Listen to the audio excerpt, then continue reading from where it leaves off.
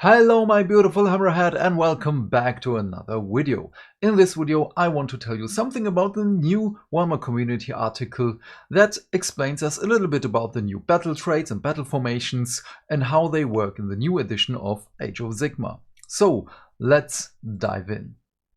So how battle traits and battle formations shape your army in new AOS. The way you build your armies has changed in the new edition of Warhammer Age of Sigmar, and these changes can affect everything else in the game, from the priority roll to your command point economy.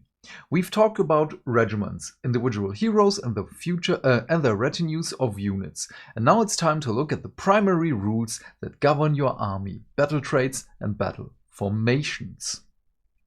Battle traits are a series of widespread abilities that are unique to your army. Some of these will feel similar to existing army rules, but they've all been tightened up and codified to work with the new ability system. For instance, the Stormcast Eternals have 4 different battle trait abilities that apply to the army as a whole. While heroic actions are gone, many of those ideas live on. And the Finest Hour continues to power a Stormcast Eternal unit for a turn at a time. Okay, let's see. Wait. This kind of flew past by me, even though I read it right now. Battle traits are the widespread abilities. Okay. So once per turn, but in your hero phase. Okay, because it's a special ability, I learned my thingies, symbols, and the color is the hero phase. Okay. The Finest Hour. Declare. Pick a friendly Stormcast Eternals unit that has not used this ability this battle to use this ability. Okay, so only once per battle per unit, but every turn. So 5 units get to be powered up for a turn. Yes, effect. For the rest of the turn, add 1 to wound rolls for the unit's combat attacks and add 1 to save rolls for that unit. Okay, I like this. This is great. Especially as it's only close combat, so again, ranged combat is a little bit nerfed, which I do appreciate. I like that a lot. Also, save stacking is probably still a thing. I don't like to operate on assumptions, but it kinda looks like it, that we will keep it. Signs of the Storm returns as a way to blast your gleaming silver warriors, Hallowed Knights, into the thick of battle on bolts of lightning, and it now applies to all Stormcast Eternal armies, rather than needing to pick between this ability and the territory holding prowess of the Stormkeeps. As a movement phase ability, it's paired with a deployment ability called the Celestial Realm, allowing you to keep your units in high azure before battle. Okay. Deployment phase. The Celestial Realm. Declare. If there are more friendly Stormcast Eternal units on the battlefield than there are set up in reserve, pick a friendly Stormcast Eternals unit that has not been deployed. Okay, pretty straightforward. Effect. Set up that unit in reserve in the Celestial Realm. It has now been deployed. Okay. Keywords deploy. I really enjoy that the abilities have also now keywords. So there is no way of interpretation for your own benefit, if I may say so. So your movement phase. Move ability. Science of the Storm. Declare. Pick a friendly Stormcast Eternals unit that is in the Celestial Realm. Effect. Set up that unit anywhere on the battlefield more than 9 inches from all enemy units. This is great. This is Deep Strike with extra steps. It kind of feels like it, but this is probably more for units that don't have the Deep Strike ability and are just being set up in reserve. I like this. But without more information, this just feels a little bit too much steppy, as I've said, for the Deep Strike ability. Some battle traits abilities may be commands with an associated cost, such as Heaven's Sent. This powerful once per battle ability can return a destroyed unit to the battlefield at half strength, ready to smash aside the enemies of Sigmar once again. Once per battle, your movement phase, a rally ability. Heaven's Sent. Declare.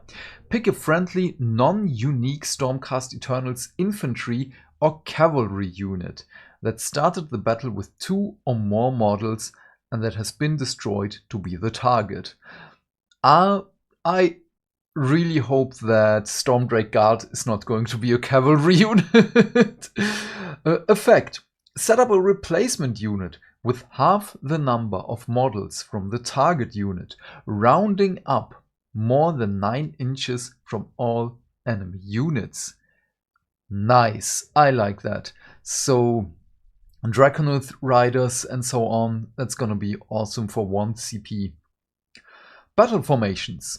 You will also pick a battle formation when constructing your army. This work like subfactions of old, and exemplify the way a specific force might do battle or represent the specific tactics it employs, but they are no longer tied to a particular color scheme or location in the world, encouraging players to express their creativity and craft their own creations. That is something I also already talked a couple of times already. I love this. This, for me personally, is amazing because I can paint my models the way I like, and I don't have to say my Idoneth Deepkin are Fuethan to play like the Fuethan, or I don't have to paint my Caradon Overlords like Beric Thring, and I can play them like Beric Thring or Beric Morna or whatever. This is amazing. Or as another example, I can paint them as Hammers of Sigmar, but play them a little bit more like Hallowed Knights, and so on. This is, for me personally, really, really great. Each faction pack, the decks of cards released alongside the new edition, contains 4 battle formations, so you can lean into particular strategies and experiment with new army options from the start. Okay, also pretty straightforward. Also, this is going to be a free PDF to download.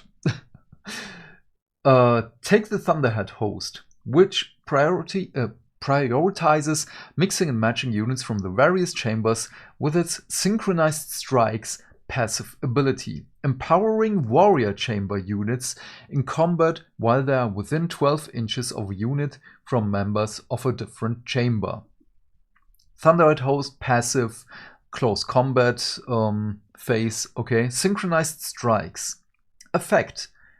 Oh, there is no declare. Oh, because it's a passive. Yeah, right. Add 1 to hit rolls for combat attacks made by friendly warrior chamber units while they are wholly within 12 inches of any friendly non-hero Stormcast Eternals unit that do not have the warrior chamber keyword. That sounds like a lot, but it's not. So it's not a hero, but when you have Liberators besides, let's just say the new, the Extremist Chamber, or the new, what was it, not Retribution Chamber? It was Retribution Chamber. No. My mind is still a little bit foggy, I'm sorry. But yeah, your warrior chamber units, the Liberators, get +1 to hit, which is nice. This I like. Stormdrake Guard, Dracothian Guard, and other warriors and heroes of the Extremist Chamber often battle within a Lightning Echelon, their oncoming Storm ability conferring 1 unit per turn the Strike First effect in combat on a roll of 3+. This kind of flexibility extends across the factions, and we'll be seeing more of what they can do when we come to the faction focuses next month. Okay, next month. This is not that long. It's only 18 days. It's a little bit more than 2 weeks. That's fine. I can wait that long. Okay, Lightning Echelon. Once per turn, per army, any combat phase. Ha! This already sounds amazing. Okay, declare. Pick a friendly extremist chamber unit that's charged this turn. Let's just say Stormdrake Guard. Effect. Roll a dice. On a 3+, that unit has strike first for the rest of the turn. So combine this with countercharge. Stormdrake Guard, countercharging an enemy. Once per turn, combat phase, oncoming storm, 3+, strike first. Which, oh no, I love this. Next week, we'll be digging into the guts of the combat system, oh thank you, and brushing up on the pious and the profane as we'll examine the spell casting and prayers and the new edition of Warhammer Age of Sigmar. Nice! Really, really nice. Uncover more secrets.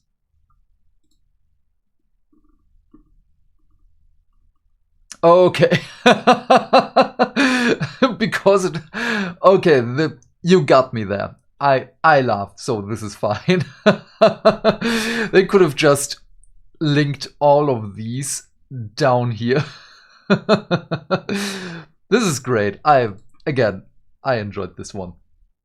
Okay, but again, I really, really enjoy this. As of right now, everything we have seen about the rules, I really enjoy. Also, oh, this is so great. No, I'm gonna do a dedicated video about that, but we can talk about it later in the Feel Good Friday live stream. Number 12 already, by the way. This is great. I love this so much. The battle traits and the battle formations.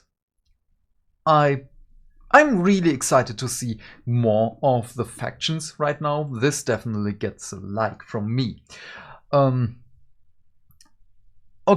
no. I'm gonna end this right here, right now. This is amazing. I'm happy with the news of that.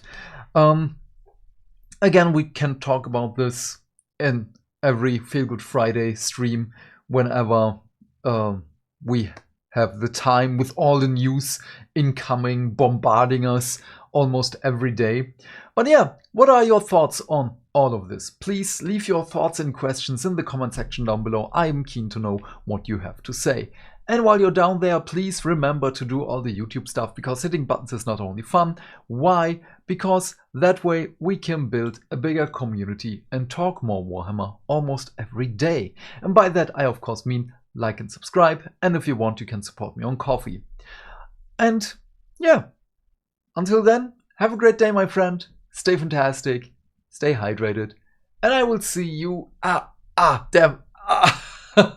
So maybe you can see it, but this was one of the surgery spots in the next video. Bye!